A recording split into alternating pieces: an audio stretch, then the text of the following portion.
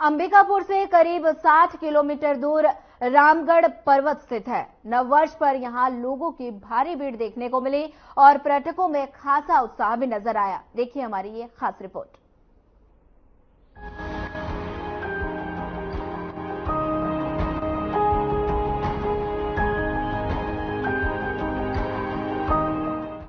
अंबिकापुर के करीब 60 किलोमीटर दूर रामगढ़ पर्वत स्थित है। मान्यता है कि 14 साल के वनवास के दौरान भगवान श्री राम यहाँ आए थे। भगवान श्री राम ने इस पर्वत पर विश्राम किया था। इस पर्वत पर कई अलग अलग गुफाएं हैं। माना जाता है कि राम, लक्ष्मण और सीता इन गुफाओं में निवास करते थे और ऐसी ही मान्यताओं के कारण इन गुफाओं का महत्व और भी बढ़ जाता है। यहाँ टूरिस्ट इंफॉर्मेशन सेंटर, यहाँ अभी लोग भक्त बहुत आ रहे हैं और कुछ न दान दक्षिणा कर ही रहे हैं। न वहाँ कोई बेटी है जिससे उस पैसे से भी कोई ट्रस्ट हो, कोई समिति हो जो डेवलपमेंट करे रामगढ़ को। और इससे पहले के मुकाबला रोड का अच्छा खासा व्यवस्था हो गया है। सिर्फ रेलिंग का व्यवस्था चढ़ने के लिए और मंदिर जो ऊपर भगवान श्री रामचंद्र जी का है वहाँ व्यवस्था कम है। जैसे यहाँ नीचे में बना है, ये काफी कुछ यहाँ पे बना है, लेकिन यहाँ भी कोई देख रेख करने का नहीं है। सामने 10 रुपया का टिकट ले रहे हैं, लेकिन कहीं बच्चा खेल रहे हैं, कहीं किसी में कोई चढ़ रहा है। यहाँ भी देख रेख करने के लिए आदमी होना चाहिए जी। हाँ, आपके कहने का मतलब सिक्योरिटी होनी जरूरी है। लोग जब पैसा दे रहा है, भाई अंदर प्रवेश का भी पैसा लग रहा है, उधर वाहन का भी प्रवेश का पैसा लग रहा है, तो ये सारी सुविधा होना चाहिए। यहाँ सुनने में आया है कि यहाँ पर्यटन स्थल है, मतलब देखने लायक जगह है, तो हम उसे देखने हुए राम मंदिर के नाम पे आए हैं। यहाँ पर आप आए तो कैसा लगा? यहाँ पे हम लोग आए तो हमें बहुत अच्छा लगा। ऐसा नहीं लग रहा है कि हम यहाँ से जाएं। बदलाव होना चाहिए। यहाँ का बदलाव काफी अच्छा लगा। इधर राम मंदिर मस्त लग रहा है, इतना बड़ा सा, और इधर का सीन भी बहुत अच्छा है। रामगढ़ पर्यटन भी लिखाया है और बहुत ही अच्छा लग रहा है। और क्या बताऊं? नहीं, यहाँ पर हमारे श्री रामचंद्र जी आए थे, इस कारण से हम आए हैं। उनके हम परम भक्त भी हैं इसलिए अयोध्या बुलाएंगे तो हम जल्दी से जल्दी जाएंगे वहाँ पर जी। एकदम मोदी जी बस अब ऑर्डर दे, हम तो यही कह रहे हैं। तो एकदम ये सब हमारे साथ जितने हैं ना, ये सब जाने को तैयार है हमारे साथ। एकदम कई बार आए हैं हम लोग, यहाँ 11 साल से रह रहे हैं और बहुत बार आ चुके होंगे। पहले तो बहुत कमी थी, पहले यहाँ आने में डर भी लगता था तो नहीं लगता है। आप 8 बजे रात को भी आइए, 9 बजे रात को भी आइए, नहीं डर लगता है। जरूरी के लिए होना चाहिए बजरंगबली का, मैं चाहती हूँ उनका स्थान जरूर बने, क्योंकि राम जी जब हैं तो वो तो होना चाहिए ना बजरंगबली जी। मैं चाहती हूँ जो ऊपर मंदिर जाने के लिए वो सीढ़ी सही नहीं है, वहाँ चढ़ने में भी डर लगता है, उतरने में भी डर लगता है, तो वो सीढ़ी का स्थापना अच्छे से होना चाहिए। अब बुजुर्ग लोग जो हैं नहीं चढ़ पाते, उनके लिए लिफ्ट वगैरह होनी चाहिए कि वो बेचारे आराम से चढ़ सकें और दर्शन कर सकें, ऐसा मतलब होना चाहिए। जय श्री राम सभी को। बढ़िया, मैं भी बढ़िया हूँ। आज सभी को पता आज कौन सा तिथि है? 24/2024।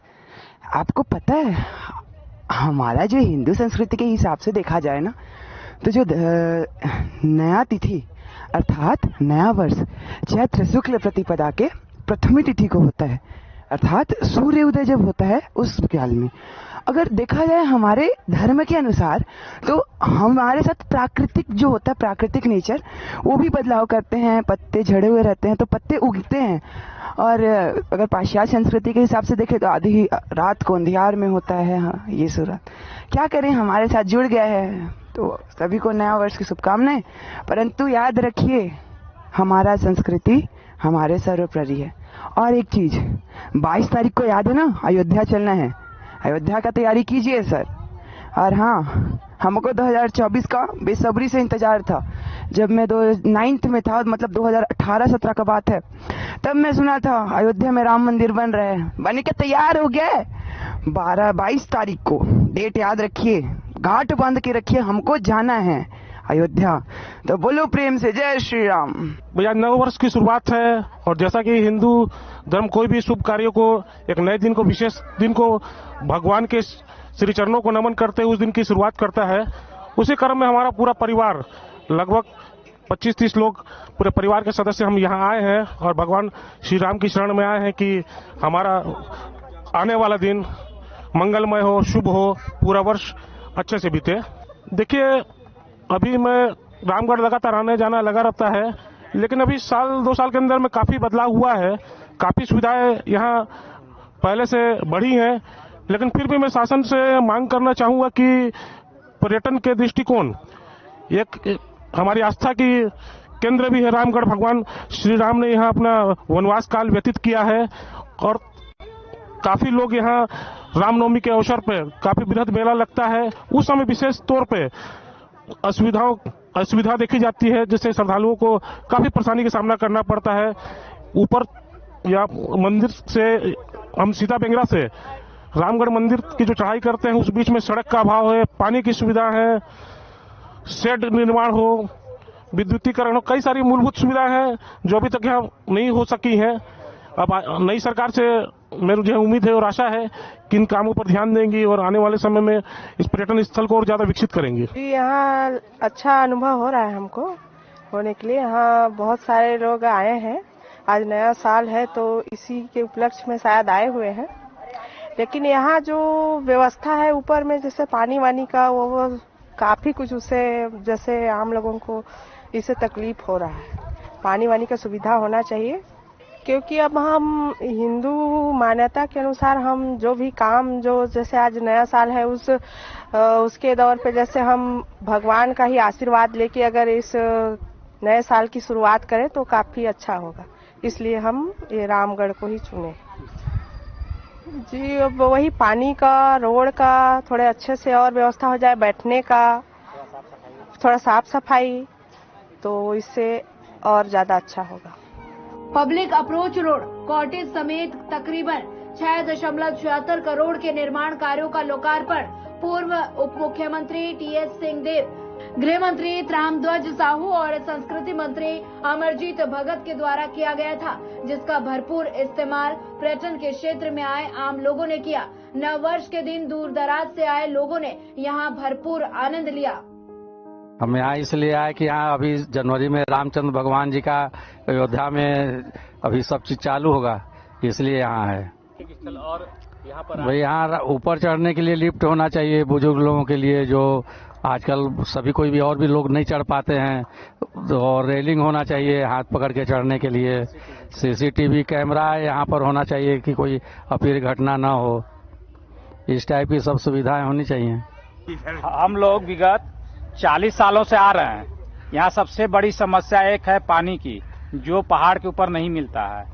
कोई भी पानी अगर पीना हो तो उसको नीचे आना पड़ता है, पहाड़ पे पानी नहीं है।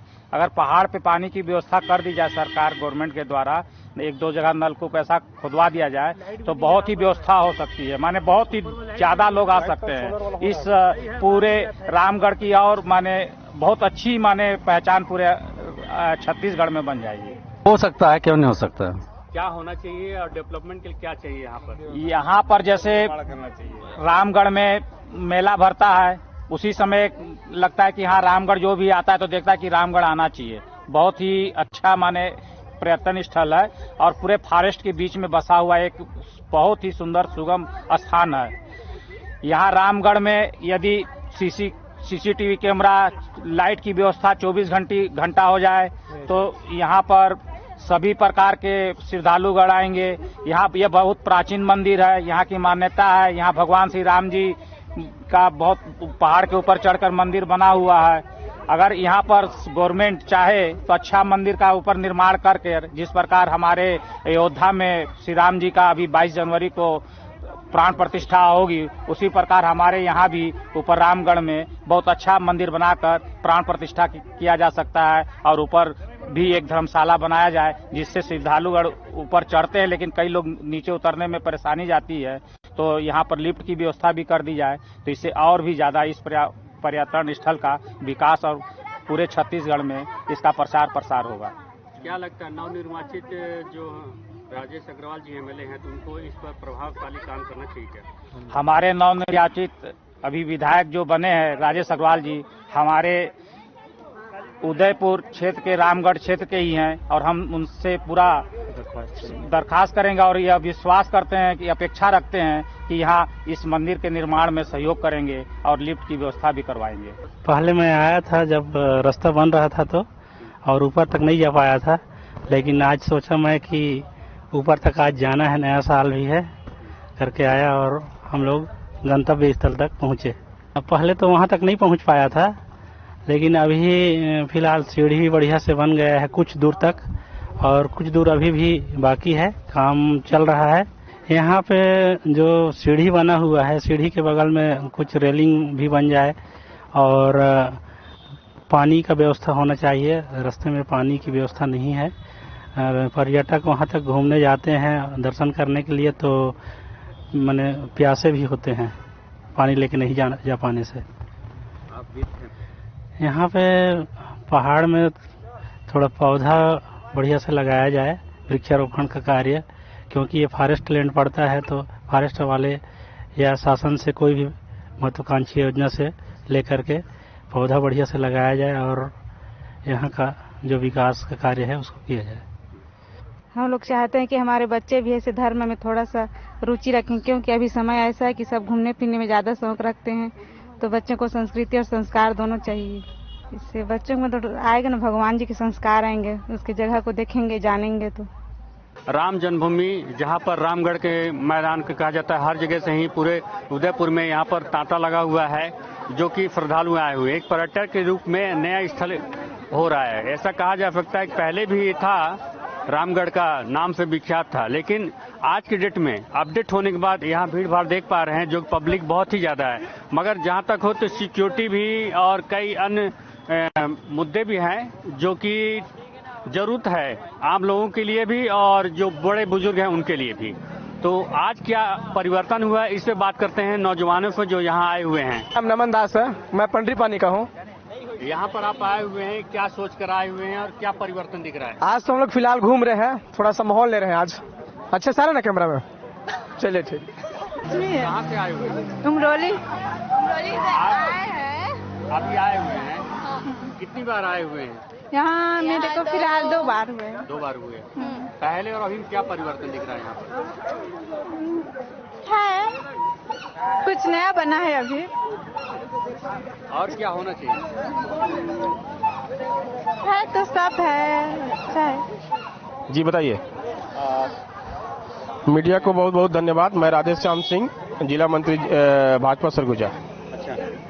जैसा देखा जाए तो वर्तमान में आपकी सरकार है। जी जी। और पहले कांग्रेस की थी। जी जी जी। तो आप यहाँ कितनी बार आए हैं रामगढ़ में? ये तो हमारा घर यहाँ से 1 किलोमीटर पर लगा हुआ है और लगभग हमेशा आना जाना ही रहता है यहाँ। जी। देखा जाए तो अभी क्या परिवर्तन होना चाहिए और पहले क्या नहीं था? ये 2003 से मैं 2003 की बात कर रहा हूँ। उससे पहले रामगढ़ का कोई डेवलपमेंट नहीं हुआ था, मगर माननीय रेणुका सिंह ने जब इस क्षेत्र का विधायक बनी, तो उसके बाद जो ये रोड का काम हुआ है या आपका ये शेड का काम हुआ है, ये पूरी भारतीय जनता पार्टी 15 साल की सरकार में ही देन है। जितने शेड बना हुआ है यहाँ हो गया, चाहे पुरातत्व से संबंधित जितने काम हुआ है, ये टोटल का टोटल माननीय रेणुका सिंह और रमन सिंह की सरकार की देन है। अच्छा जी। तो सुविधा होनी चाहिए। बिल्कुल होना चाहिए। तो जो जा रहे हैं पाइप की हैंडलिंग होनी चाहिए। बिल्कुल होना चाहिए। और जहाँ बना हो तो कोई बैठने की व्यवस्था हो जिससे कि सुविधा मिले पर्यटक को और ज्यादा। आपको मैं बताना चाह रहा हूँ कि जब अपनी सरकार बनी 2003 में, उससे पहले पुरातत्व संरक्षण में ये क्षेत्र नहीं आता था, मगर जैसे ही रमन सिंह की सरकार बनी तो पुरातत्व की संरक्षण में ये स्थल आया और उस समय से लगातार 15 साल में कार्यक्रम हुआ है। और आगे चल के जो आप बोल रहे सीढ़ी की बात और लिफ्ट की बात, वो निश्चित रूप से होगा।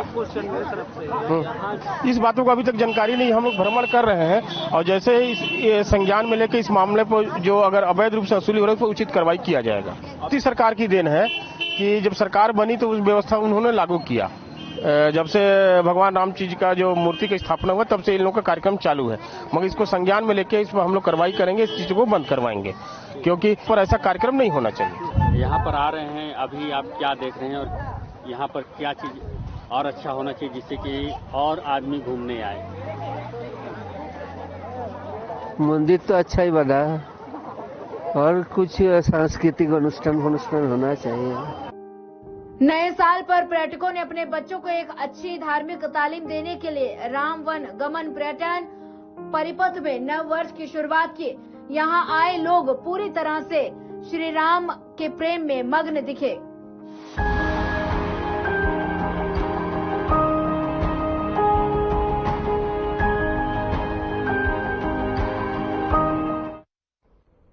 फिलहाल इस बुलेटिन में इतना ही। ज्यादा खबरों के लिए बने रहिए हमारे साथ। नमस्कार।